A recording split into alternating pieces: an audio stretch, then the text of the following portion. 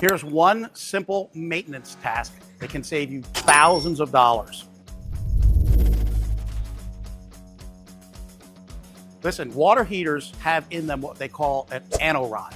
What is an anode? An anode is often explained as a sacrificial lamb. What does it do? It corrodes so the tank of your water heater doesn't. And so once that's been eaten up, it needs to be replaced, because if there's nothing left for the nasty stuff in your water to attack, it's going to attack the steel tank. Here is an anode that has seen better days. This is an anode from a water heater that you can see has fully corroded away. Now, what does a new anode look like? Right here. This is what an anode looks like in a new water heater or when it's replaced. This is what you want to see. Obviously, it's going to do its job and it's going to disappear and it's going to get down to just this metal standalone piece. This is magnesium or some of the different compounds they use on this. So this is what you want. This is what it will eventually become because it's doing its job. However, if you don't check this regularly and change it when it gets like this, you will shorten the life of your water heater because all the stuff in the water, mostly oxygen, is going to attack the metal tank. So checking this frequently. What is frequently? A good rule of thumb, every 2 to 3 years, you should check. And when it's used up its lifespan, have it replaced. It's a simple task. It can add years to the life of your water heater. Listen, this is something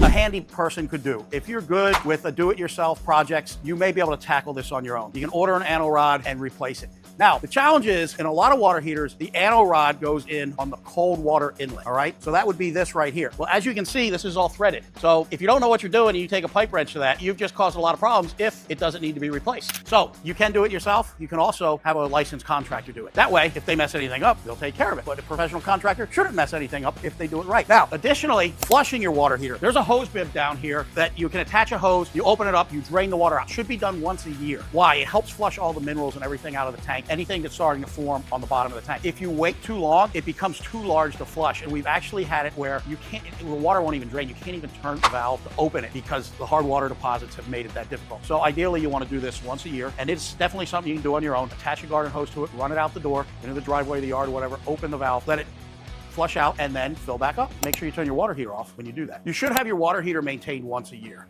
Why? Well, it's a piece of equipment. It's mechanical equipment. It uses water. It uses gas, natural gas or propane, or electricity. All of those things should be maintained and checked to make sure they operate correctly and safely for you and your family.